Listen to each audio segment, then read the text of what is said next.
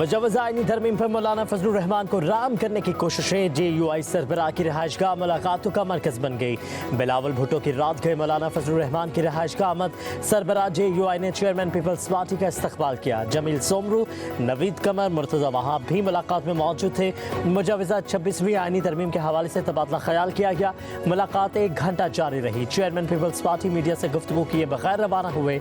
इससे कबल भी मेल मुलाकातों का सिलसिला जारी रहा। हुकूमत और PTI वफ्द की मौलाना फजलुर रहमान से अलग अलग मुलाकातें हुई। रात गए इसहाक डार और नवीद कमर भी सरबराह JUI से मिले।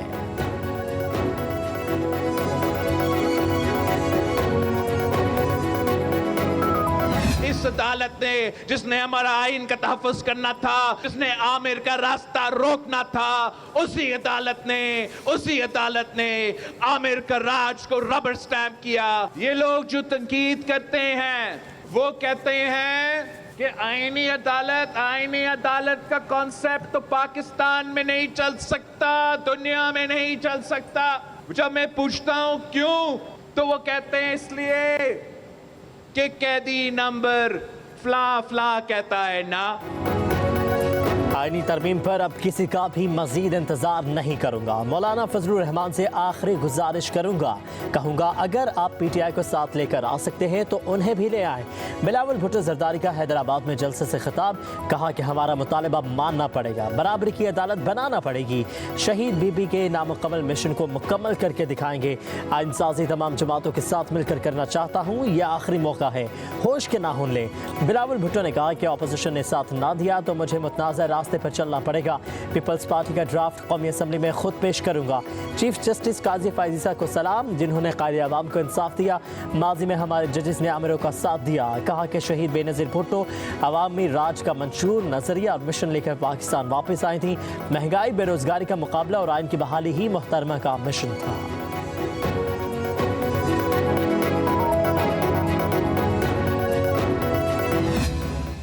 कल हम ऑलमोस्ट इस नतीजे पे पहुंच चुके थे कि हमारा इत्तेफाक राय हो जाएगा। मौलाना साहब के साथ मुलाकात में तवील गुफ्तगू हुई है।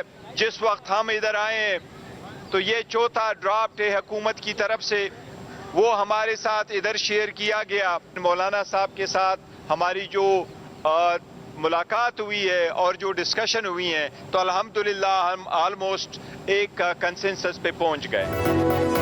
PTI और JUI का आईनी मुसवदे पर इत्तफाक हो चुका है। पार्लिमानी कमेटी से मंजूर होने वाला आईनी तरमीम का चौथा मुसवदा हमें मिला। बैरिस्टर गौहर की मौलाना फजलुर रहमान से मुलाकात के बाद मीडिया से गुफ्तगू, कहा कि बिलावल हमारी मौजूदगी में आए मगर उनसे तरमीम पर कोई बात नहीं हुई। बानी PTI से मुलाकात में हम फाइनल नतीजे पर पहुँच जाएंगे।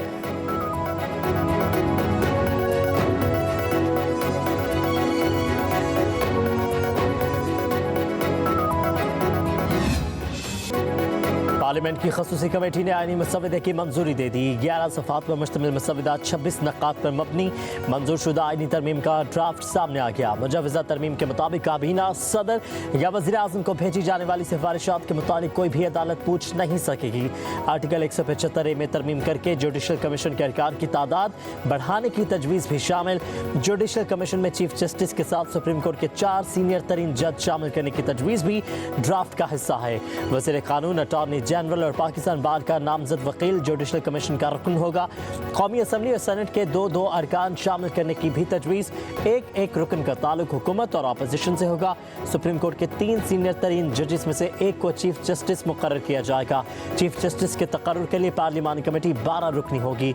8 अरकान कौमी असम्बली, 4 अरकान सेनेट से शामिल होंगे। तमाम पार्लिमानी जमातों की मुतनासिब नुमाइंदगी होगी।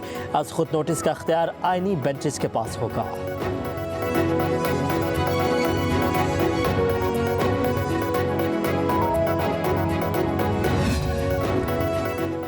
वज़ीर आज़म शहबाज शरीफ की ऐवान सदर आमद। आईनी तरमीम के खत्मी मुसवदे पर सदर आसिफ अली जरदारी से मुशावरत और मुख्तलिफ अमूर पर तबादला ख्याल। वज़ीर आज़म मुख्तसर मुलाकात के बाद वफाकी काबीना के इजलास में शिरकत के लिए रवाना हो गए।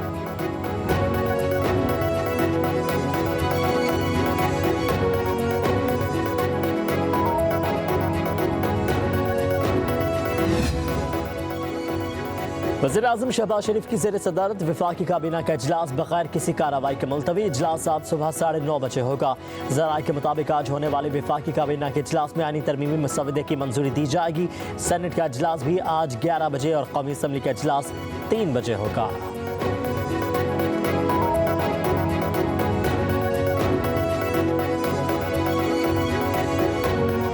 नंबर तो पूरे करें ना, हम लोग तो वहाँ पे हमारी सिर्फ और सिर्फ टोकन प्रेजेंस है कौमी असम्बली में। हमारे 5-6 मेंबर्स हम लोग कल भी बैठे थे, आज भी 4-5 मेंबर्स ही हम लोग बैठेंगे। नंबर पूरे करना हुकूमत का काम है, पूरा करके दिखाएं। हुकूमत आईनी तरमीम करना चाहती है तो धौंस के बजाय बैठ कर बात करे। अपोजिशन लीडर उमर अयूब का कहना है हुकूमत नंबर पूरे करके दिखाए फिर बात करेंगे।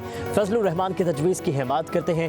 पेशावर हाई कोर्ट के बाहर मीडिया से गुफ्तगू में बोले, हमारे साथियों को गिरफ्तार किया जा रहा है। 1 से 3 अरब रुपए की ऑफर्स दी जा रही हैं। हर तरमीम पर बहस होनी चाहिए।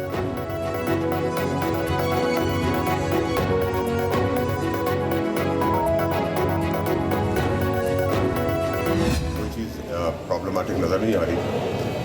नंबर भी पूरे हैं और नंबरी भी पूरे हैं। परेशानी किस चीज़ की है? आप लोग बिला वजह परेशान हो रहे हैं। तो सर ये सुप्रीम कोर्ट की जो दूसरी वजाहत आई है, कौन सी? आज जो दोबारा वजाहत दी है, देखिए वो सुप्रीम कोर्ट की वजाहत पे हम सच्चे दिल से उनकी वजाहतों का एहतराम कर सकते हैं और करेंगे। नंबर्स पूरे हैं, परेशानी की कोई बात नहीं है। सेनेटर फैसल वावडा की मीडिया से गुफ्तगू, कहा कोई मसला नजर नहीं आ रहा, पता नहीं सब क्यों परेशान है। सुप्रीम कोर्ट की वजाहत का सच्चे दिल से एहतराम करते हैं।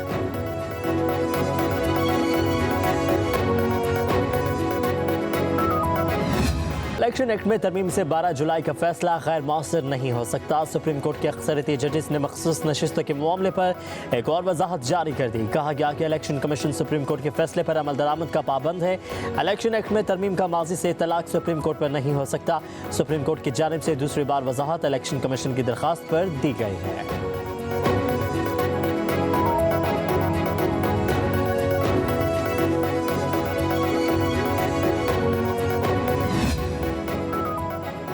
सुप्रीम कोर्ट की वजाहत पर इलेक्शन कमीशन मखमसे का शिकार, इजलास में कोई फैसला ना किया जा सका। ज़राए के मुताबिक चीफ इलेक्शन कमीशन की ज़ेर सदारत इजलास में इलेक्शन कमीशन की कानूनी टीम ने इलेक्शन एक्ट पर अमल और मखसूस नशिस्तों पर मुअत्तल अरकान की बहाली की तजावीज़ दी। ज़राए के मुताबिक इजलास में कहा गया कि इलेक्शन एक्ट में तरमीम मंजूरी के बाद सुप्रीम कोर्ट का हुक्म गैर मौसर हो जाता है। पार्लियामेंट के मंजूर करदा कवानीन पर अमल दरामद हर इदारे पर लाजिम है। इलेक्शन कमीशन का मुशावरत जारी रखने का फैसला, इजलास कल दोबारा बुलाए जाने का इम्कान है।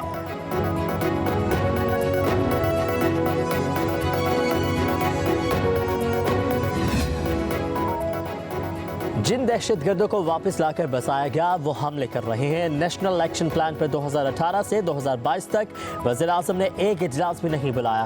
वफाकी वज़ीर इत्तलात अता तारड़ का सेनेट में इजहार ख्याल, कहा आज हम लाशें उठा रहे हैं, पाक फौज किसकी खातिर कुर्बानियाँ दे रही है। चादर और चारदीवारी का तक़द्दुस पामाल करने की रवायत PTI ने डाली। नफरत की जो फसल बोई थी वो अब काट रहे हैं। कहा कि नेशनल इलेक्शन प्लान के तहत कराची में अमन बहाल हुआ, कभी बलोचिस्तान तो कभी खैबर पख्तूनख्वा दहशतगर्दी का शिकार होता है। दुख की वाक़या इंतहाई अफसोसनाक था, बेगुनाहों को कत्ल किया गया।